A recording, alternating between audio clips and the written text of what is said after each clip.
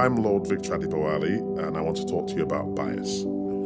Bias has been well studied, well researched. We kind of understand how it works, but let me give you my take. People are biased.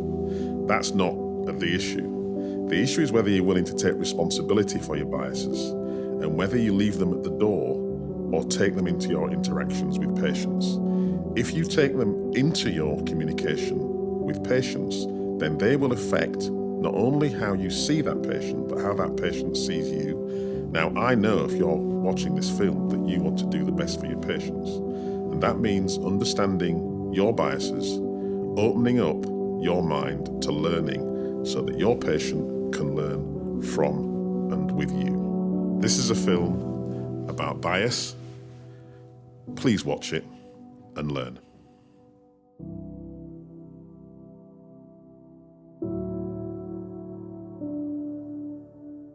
The original surgeon that I saw, this was when I had newly been diagnosed, so it's quite a stressful time. I had a couple of meetings with him which left me feeling very uncomfortable. My husband happens to have his own business. He works, very hard. He's got a good job. He'd taken the day off to come to the hospital with me. It was very cold, so he happened to be wearing a hoodie.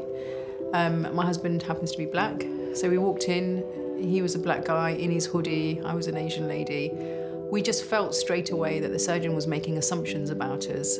With the consultant, when I went in with pumps. I think I had leggings on and a little bomber jacket. And I remember thinking to myself, was it the way that I dressed? He was surprised by the questions I was asking. So I just felt as though he had a perception about who I was. Was it because I was a woman? I don't know. I felt perhaps more it's because I was black. What I don't need is when I'm being told I've got cancer, for people to have prejudgments about me, and that's what I felt.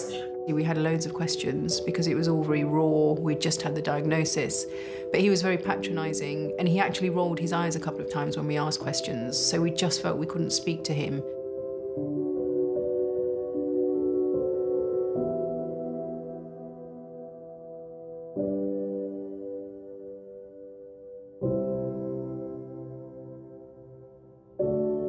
This was the person who should have been helping us at that time, who should have been our partner, if you like, in discussing my care, in discussing options, decisions that I had to make about treatment. And so it had a huge impact on me in the first few weeks after diagnosis.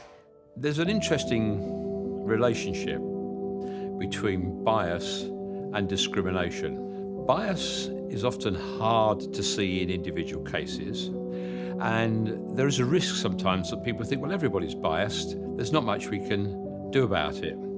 But the reality is there are plenty of things we can do about it once we recognise that there's a problem. We know from the data the perception of black and minority ethnic patients with cancer about their treatment is that it's significantly worse than the perceptions of white patients with cancer about their treatment.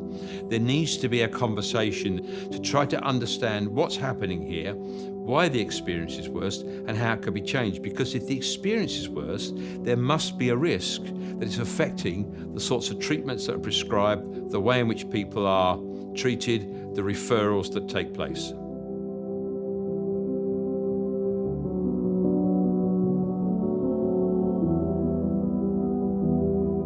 All it takes is for somebody to treat you equally, to shake your hand, to look you in the eye.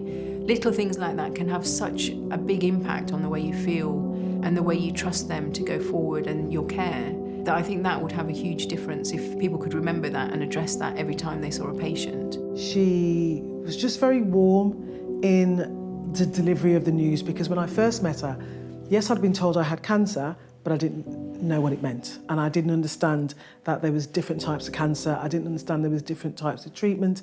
And she explained that my treatment was going to be tailor-made for me. I never felt that I was just going to be left, that I'd be delivered this huge bombshell and I was going to be on my own. She explained exactly when I would see her, who I would, how often that was going to be, and what her job was and what her role was to help me to get to the end of my journey. It's really important that doctors, nurses, paramedics and other staff understand bias is real, it's all around us, we're all biased, And the intelligent thing to do is to recognise that bias exists, because then you've got some chance of diminishing its impact. If you deny it, you can't deal with it.